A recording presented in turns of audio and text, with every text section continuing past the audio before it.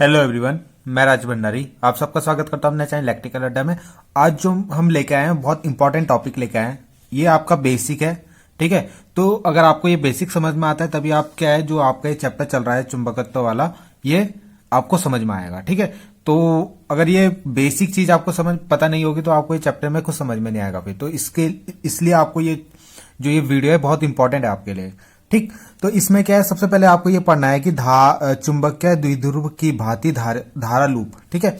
यानी कोई भी धारा लूप है, धारा लूप मतलब ऐसा कोई तार या कोई वायर जिसमें करंट प्रवाहित हो रहा होगा, ठीक है। उसको हम क्या बोलते हैं, धारा लूप बोलते हैं। जैसे मान लो ये एक वायर है, ठीक है। अब ये जो वायर है इसमें मान लो करंट फ्लो हो रहा है, ठीक है। इसमें कोई क्या हो रहा है, करंट फ्लो हो रहा है। तो यह ऐसा हो सकता है आपका तार, कुछ इस तरीके से हो सकता है आपका, ठीक। तो ये क्या करेंगे, अगर इनमें धारा प्रवाहित हो रही होगी सपोज इस तरीके से या किसी भी तरीके से ऐसे हो रही होगी, जैसे ऐसे करंट जा रही है और ऐसे आ रही है, या इस तरीके से हो रही होगी ऐसे और ऐसे, ठीक। तो ये क्या होती है, एक किसकी तरह काम करती है जो धारा लूप है, एक चुंबकीय द्विध्रुव की तरह काम करती है, यानी एक चुंबक की तरह काम करती है, ठीक है। यानी धारा लूप भी एक चुंबक की तरह काम करती है, क्योंकि आपको पता है ये धारा लूप भी क्या करेगा, अपने चारों ओर चुंबकीय क्षेत्र बनाएगा। जैसे चुंबक अपने चारों ओर चुंबकीय क्षेत्र बनाता है ना इस तरीके से, वैसे ये धारा लूप भी अपने चारों ओर चुंबकीय क्षेत्र को उत्पन्न करता है, ठीक है। तो अगर अब आपको पता है चुंबक में एक एन होता है एक एस होता है, जिसमें क्या होता है एन से एस की तरफ चुंबकीय क्षेत्र बल जो क्या चुंबकीय क्षेत्र रेखाएं जाती है और चुंबक के अंदर एस से एन की तरफ जाती है, ठीक है। ये आपको पता है ना, चुंबक के बाहर एन से एस और चुंबक के अंदर एस से एन की तरफ।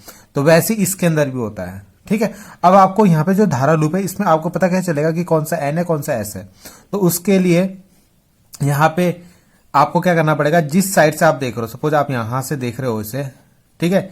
यहां से आप देख रहे हो, अगर यहां से देखने पे अगर आपकी धारा क्या दिख रही है आपको, वामावर्त यानी एंटी क्लॉकवाइज दिख रही है, ठीक है।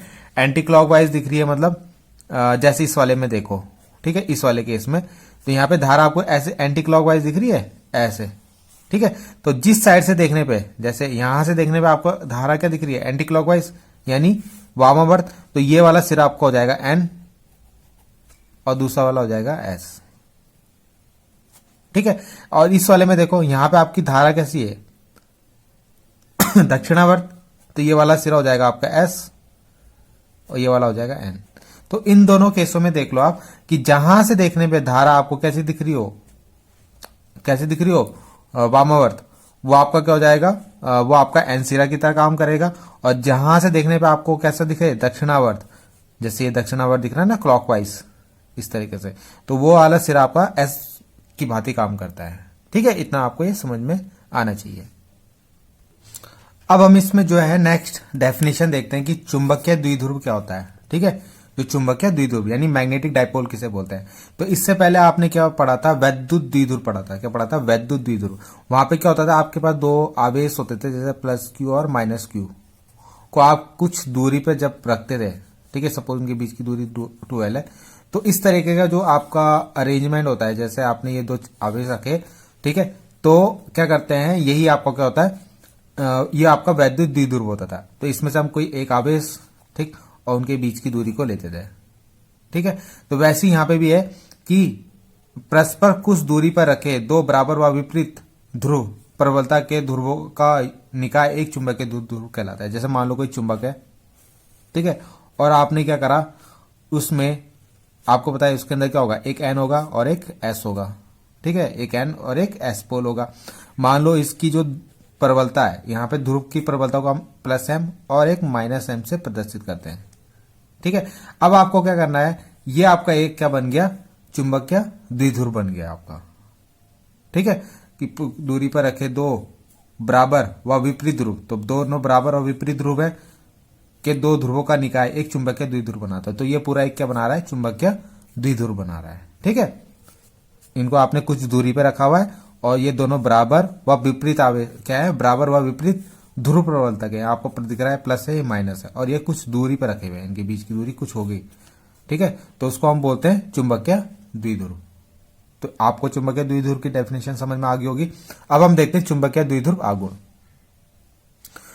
चुंबकीय द्विध्रुव आघूर्ण यानी मैग्नेटिक डाइपोल मूवमेंट जो होता है वो चुंबकीय द्विध्रुव से ही बनता है। तो आपने जो अभी देखा चुंबकीय द्विध्रुव क्या होता था कि जो मैंने अभी आपको बताया कि दो ध्रुव प्रबलता को आपने क्या करा हुआ है, कुछ दूरी पर रखा हुआ है। तो अगर आपने यहां से एक क्या लिया ध्रुव प्रबलता यानी जैसे m स्मॉल m ले लिया और उनकी बीच की दूरी अगर कितनी हो 2l, कितनी हो 2l, तो इसको हम बोलते हैं चुंबकीय द्विध्रुव आघूर्ण। क्या बोलते हैं? चुंबकीय द्विध्रुव आघूर्ण। ठीक है, इसको कैपिटल एम से शो करते हैं, बड़े एम से, और ये स्मॉल एम आपका। ठीक है, ये क्या है? ध्रुव प्रबलता। ठीक है, चाहे वो एन की हो चाहे वो एस की हो। और ये क्या है? आपका चुंबकीय द्विध्रुव आघूर्ण। तो इन दोनों के गुणनफल को ही क्या बोलते हैं हम? चुंबकीय द्विध्रुव आघूर्ण। ठीक है, 2l और जो आपका ध्रुव प्रबलता उनके गुणनफल को ही हम क्या बोलते हैं? चुंबकीय द्विध्रुव आघूर्ण बोलते हैं। ठीक है, तो ये सिंपल सी थी छोटी छोटी डेफिनेशन है जो आपके एग्जाम में आ जाती हैं। अब हम देखेंगे कि हम चुंबकीय द्विध्रुव आघूर्ण किसके लिए, जो हमने ऊपर पढ़ा था धारा लूप, उसके लिए किस तरीके से निकालेंगे। ठीक है, उसके लिए अलग फॉर्मूला होता है चुंबकीय द्विध्रुव आघूर्ण का। किसके लिए? धारा लूप के लिए। ये तो किसके लिए? ये है आपका दंड चुंबक। क्या है? दंड चुंबक के लिए ये। ठीक है, अब हम निकालेंगे